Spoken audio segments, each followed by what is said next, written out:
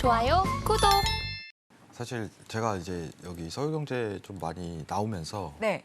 좀 이제 좀 뒷반 얘기를 좀 많이 꺼냈었어요, 사실. 네. 근데 제가 방송 모니터링을 봤는데 네. 너무 어렵더라고요. 네. 하지만 근데 이제 어디서도 들을 수 없는 내용을 좀 선제적으로 말씀해 주시다 보니까 다소 조금은 어렵게 느껴질 수도 있겠습니다만 그 부분과 관련해서는 또 노란톡으로 시청자분들이 많이 질문도 주시곤 하더라고요. 네, 제가 이제 조금 설명을 해야 되는데 네. 잠시만 제가 이제 자료를 좀 보면서 얘기를 예. 좀 드리는 시간 가지도록 할게요. 네. 자, 일단 1번은 이제 지금 이슈에 대해서 좀 정리를 해야 되는데 네. 지금 사실 이제 BOJ가 아. 제일 이슈예요. 네. 네, 여러분들 이거 가볍게 좀 생각할 수 있는데 네. 지금 세계에서는 이게 정말 이슈거든요. 전 세계적으로. 그렇군요. 네, 금융 정책 상황으로 봤을 때는 제가 지난주에 한번 얘기를 드렸었는데 네. 화면을 보면서 좀 설명을 드릴게요. 네. 요새 여러분들이 지금 외신을 좀 보시면 BOJ 얘기가 진짜 많이 나올 거예요. 네. 일본 중앙은행이죠. 이게 FMC라고 생각하면 됩니다. 뭐 한국은행이라고 생각하면 편하고 일본에. 근데 BOJ가 정책 방어를 했다, 뭐 이제 통화 정책을 유지했다. 근데 이게 왜 이슈지? 네, 그대로 유지하는 것뿐인데 이렇게 생각할 수 있을 거예요. 네. 근데 지금 중요한 게 이제 화면을 좀 보면 알겠지만은 우리가 지금 이 화면을 보면서 조금 이해를 시켜드릴게요. 네, 지금 옆에 있는 화면을. 지금 이게 YCC잖아요. 다시 한번 얘기를 하지만은 일드 커브드 컨트롤이라는 정책인데 쉽게 이야기하면은 지금 일본은 양적 완화의 나라잖아요. 네. 돈을 풀어주는 국가예요. 쉽게 얘기를 하면 그 정책을 거의 이제 6년 이상 이끌고 7년이죠. 6, 7년 이끌고 있는 상황인데 돈을 계속 풀었어요. 돈을 계속 풀었는데 이번에 이걸 풀 수가 있대요. 네, 양적 완화를 끝낼 수도 있다. 근데 느끼는 게 여러분들이 뭐냐면은 지금 미국, 유럽 그리고 한국까지 양적 완화를 끝내고 긴축으로 넘어가는 단계인데 일본은 이제 시작할 수 있다 이겁니다. 일본은. 그러면은 그 통화 정책에 돈을 푸는 어떤 수단 자체가 지금 보시는 YCC라는 어떤 밴드 설정인데 사실 최근에 이제 이게 0.25%죠. 0.25%. 지금 화면 보시면 0.25%로 설정되어 있는 걸 0.5%까지 풀었어요. 네. 자, 이 풀었다는 의미가 딱 내포가 되자마자 이제 달러는 추락을 하고 더 추가 하락을 줘버리고 엔화는 막 상승으로 이끌기 시작을 합니다. 엔화가. 네. 이제 시장 심리가 막 이제 기대치에 오른 거예요. 이거 뭐지? 일본 친구들이 이제는 일본 중앙은행이 이제 긴축의 단계로 넘어가나? 네. 근데 이 푸는 의미가 제일 중요한 게 왜 그러냐면은 자, 이거 딱 풀어버리잖아요. 일본 금리 인상하는 거예요. 자, 쉽게 더 설명을 해버리면은 우리가 미국 기준으로 좀 보도록 할게요. 미국 기준으로. 미국이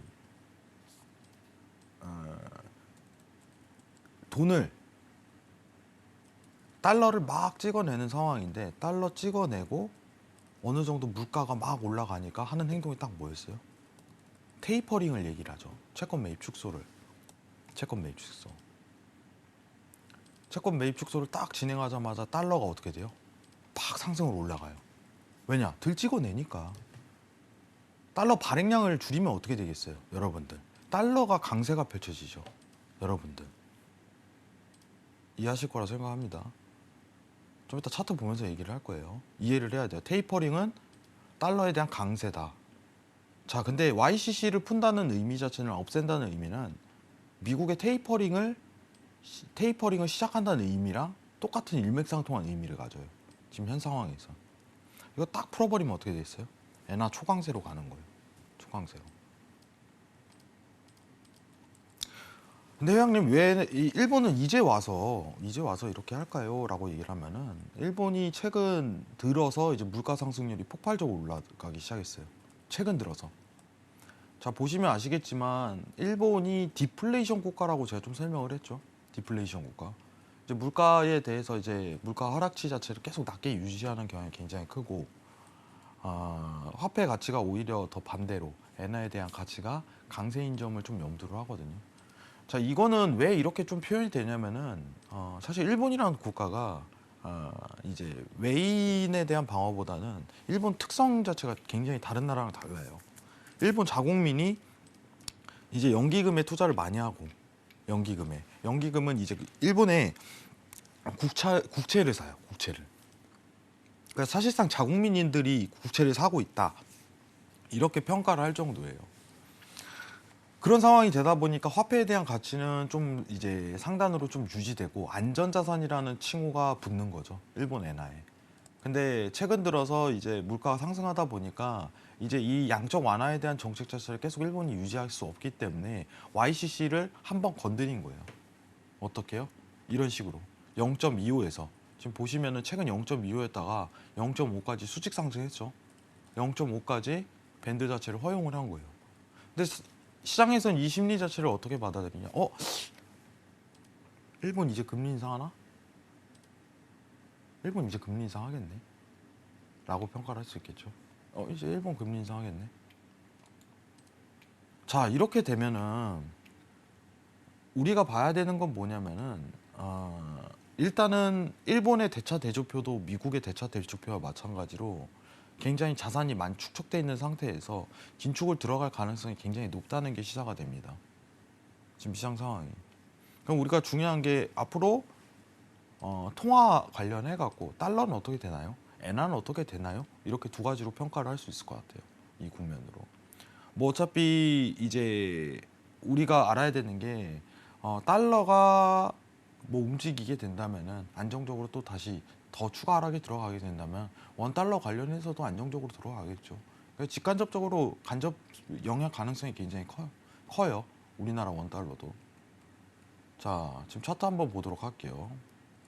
자, 지금 보시는 화면이 달러 차트죠. 달러 차트예요. 자, 21년도 차트랑 지금 22년도에 대한 부분 자체를 좀 평가를 보세요. 지금 여기서부터 조금 설명이 중요합니다. 자, 지금 보시면은 밑에 하단에 20년도 차트 때 달러가 이렇게 떨어지죠.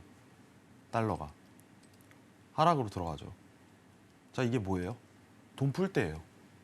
여러분들 여기서부터 좀 이해를 해야 돼요. 자, FMC가 채권을 매입한다. 그 달러를 찍어낸다. 그러면은 달러 공급량이 시장이 풀리는 거죠. 달러에 대한 가치가 어떻게 돼요? 여러분들 떨어지죠. 자, 이때 떨어지는 거예요. 20년도에 양쪽 완화 기간에. 자, 근데 21년도 6월 드니까 그때부터 상승기로 올라가기 시작해요. 우리 여기 신세계 있으면서 딱 얘기한 게 21년도 6월부터 테이퍼링에 대해서 제가 언급을 했어요. 정확히 얘기하면은 시작 날짜는 11월에 시작을 했지만은 21년도 11월에 시작했지만 21년도 6월부터 언급을 시작하면서 7월부터 본격적으로 테이퍼링을 직접적으로 얘기를 하기 시작해요. 페드 의원들이, 파월이. 자, 우리는 이제 여러분들 채권 매입을 축소 계획을 가집니다. 왜냐하면 물가가 너무 올랐어요. 달러를 이제 덜 찍어내는 상황을 연출하겠습니다. 그 가능성이 있습니다. 하니까 이제 달러에 대한 가치가 어떻게 돼요? 올라가죠. 근데 회장님 22년도 올라갔는데 달러 왜 이렇게 올라갔어요? 여기 원래는 이제 22년도까지만 올라가야 정상적인데 추가적인 긴축 스탠스가 금리 인상 스탠스가 덧붙여지면서 달러가 폭발하기 시작한 거예요. 자, 우리는 이때 기억해야 돼요. 21년도 6월을 기억하세요. 21년도 6월을 왜 이때인지는 엔화 보면 알아요. 이제 자, 이제 엔화입니다. 여러분들 달러가 22년도에 계속적으로 올라다 보니까 엔화는 반대 통화죠. 여러분들 반대 통화다 보니까 가치가 계속 하락합니다. 자, 근데 지금 YCC를 한번 허용 밴드를 딱 하자마자 엔화가 치기 시작하는데 지금 시장 상황이 어떻게 되냐면 미국의 21년도 6월하고 똑같은 상황이에요. 지금 차트가. 자, 지금 달러 차트 다시 볼게요. 자, 지금 달러 차트죠. 21년도 6월 보세요. 가운데. 예. 지금 딱 일본이 이 상황이에요. 여러분들. 자, 그러면 우리는 어떻게 해야지, 뭘 투자를 해야지 수익이 날까요? 라고 평가를 했을 때 굉장히 간단하게 받아들여야 돼요. 지금은 아니에요. 지금은. 왜냐면은 제가 이제 또 추가적인 시황을 얘기를 할 텐데 YCC 풀면입니다. 기준점이. 그럼 안전하게 수익을 낼 수 있어요. YCC 딱 허용을 풀어버린다. 우리 YCC를 이제 폐지합니다. 딱 하고 공식적으로 발표를 하고 그 가능성을 시사하잖아요. 그러면은 엔화가 막 치고 올라갈 거예요. 왜냐? 이거 다음은 어차피 금리 인상이니까. 여러분들. 이거 다음 금리 인상이니까. 네. 지금 이제 엔화를 바라보는 일본을 바라보는 환경 자체가 굉장히 간단해요. 너네는 못 버텨 이거예요. 결국은 너네는 어쨌든 이 물가를 못 버틸 거야. 어쨌든 너네 이거 안 풀면은 진짜 이거 물가 수직 상승해. 못 빼긴다 이거죠. 예. 그래서 지금 다음에 이제 3월에 이제 차기 총재가 결정이 되는데 이제 중앙은행 거기에 지금 포커스가 굉장히 가미가 돼 있어요. 왜냐면 차기 총재가 누구냐에 따라서 어떻게 보면 매파적으로 바뀔지 비둘기적으로 바뀔지 이게 논거가 되거든요. 근데 지금 시장 상황만 고려해서 봤을 때는 어쨌든 다수의 의견 자체는 어쨌든 시간상 문제다. 이거는 시기상 문제고 그렇기 때문에 엔화가 지금 눌리지 않는 분위기라 이거예요.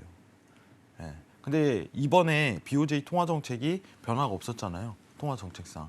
예. 잠시 조정에 대한 구간을 가질 거라고 저는 판단을 합니다. 기회가 올 거예요. 이제 매수 구간이. 예. 매수 구간이 한 번 올 겁니다.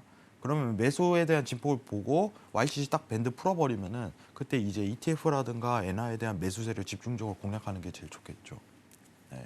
굉장히 센세이션한 이슈예요. 이거는 여러분들이 우리가 이제 우리나라에 사니까 일본에 대한 어떤 엔화에 대한 관심 자체가 좀 떨어질 수 있는데 이게 미국 달러에 영향을 굉장히 많이 끼치고 있는 상황입니다. 현재로서는. 일정 같은 경우는 이제 22년도 같은 경우는 미국에 대한 통화 정책이 엔화에 굉장히 영향을 끼쳤죠. 근데 지금은 일본 엔화가 미국에 영향을 끼치는 상황이에요. 오히려. 왜냐 너무 급변하니까 상황이. 오늘 시작할 때 앵커님께서 뭐 이제 최종 금리에 대해서도 뭐 FMC 위원이 얘기를 했지만은 자 이제 한 5.25에서 5.5% 우리가 이제 제로 금리에서 5.5%까지 올릴 때까지는 사실 굉장히 많은 폭을 올려야 되지만 여기서부터는 이제 상단을 허용하는 범위 자체가 굉장히 축소돼요. 이 안에서 어느 정도 가두리가 들어간다는 거기 때문에 통화 정책 미국의 통화 정책 금리 인상에 대한 변화를 가지고 시장 움직이기가 굉장히 힘들어요 이제는. 너무 많이 급변했잖아요. 미국 상황은. 그렇죠. 만약 지금 제로 금리인데 우리 앞으로 5%볼 거야. 이러면은 와 미쳤다. 장난 아니다 이러겠죠. 근데 지금 뭐 4.5%인데 거의 다 왔는데 거기까지 할 거 다 알고 있는데 우리 5.2에서 5.5 볼 거야. 시장 변화 없어요. 이거는. 다 알고 있는 내용이니까. 근데 일본은 다르다 이거지. 뭐야 얘네. 나 무서워. 얘네 왜 이래 갑자기. 8년 동안 가만히 있다 왜 갑자기 꿈틀대. 근데 이게 어쨌든 돈이 되는 기회인 거거든요. 사실 수익성이 나타날 수 있는 상황인 거고. 네. 그리고 요새 투자 수단이 없잖아요. 사실 그렇죠. 오히려 이제 예치나 예적금이나 이런 거 이제 상황으로 엿보고 오히려 채권 투자에 좀 더 집중하는 상황이 보이는데 지금 이런 정책만 조금 이해하고 본다면은 엔화 ETF가 나쁘지 않겠네. 이번 1분기는 한번 확인을 할 수 있는 구간이 설정이 되겠구나라고서 평가가 되는 겁니다. 네. 정확히 내용을 이해를 해야 돼요. 지금 상황이. 내용을 이해를 해야 돼요. 그러면은 지금 차트에 대한 앞으로 상황이 우상향 모멘텀으로 나올 가능성이 높은데 나는 굉장히 보수적이면서도 확실한 걸 원해 라고 했을 때는 3월에 YCC 밴드 딱 풀어버리면은 그때 하는 게 제일 좋아요. 그때 하는 게. 지금은 조정이 한번 눌릴 거예요. 예. 조정이 한번 올 가능성이 굉장히 높아요. 지금 매수폭을 바라봅시다. 이건 기회가 아니에요. 여러분들한테. 1분기에 한번 기회가 온다.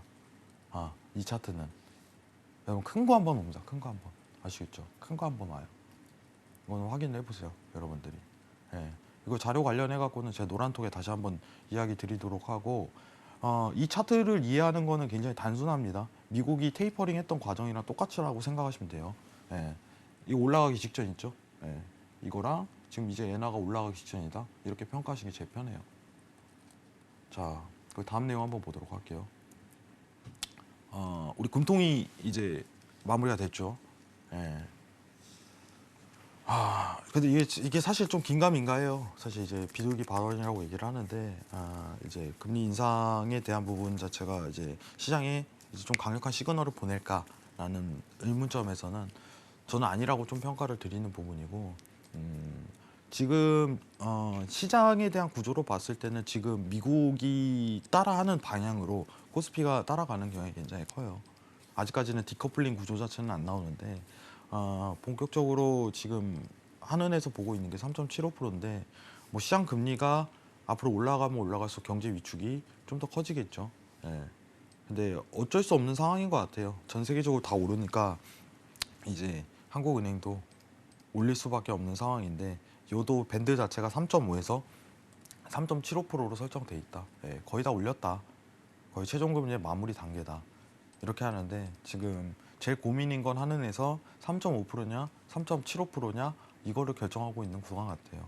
근데 우리가 시장을 바라봤을 때 시장 이야기로 봤을 때는 한국은행이 3.5% 하냐 3.75%로 하냐 이 부분 관련해서는 코스피의 영향은 거의 없다. 이렇게 좀 판단하시는 게 제일 좋을 것 같습니다. 아시겠죠? 네, 오늘 좀 간단하게 이 부분은 정리를 했어요. 제가 좀 오늘 지금 화면 자체를 좀 그리면서 하고 싶은데 이 부분이 좀 안 나와가지고 오늘은 말로 좀 설명을 했습니다. 여러분들이 통화 정책에 대한 문맥상 이해를 하신다면은 통화에 대해서 ETF 트레이딩이라든가 선물 트레이딩 하는 데는 그렇게 어렵지가 않아요. 여러분들. 시기가 중요한 거예요. 시기가. 예, 자, 엔화 집중하라고 얘기 드렸는데 나중에 큰 효과가 있을 것으로 예상됩니다. 수익성으로.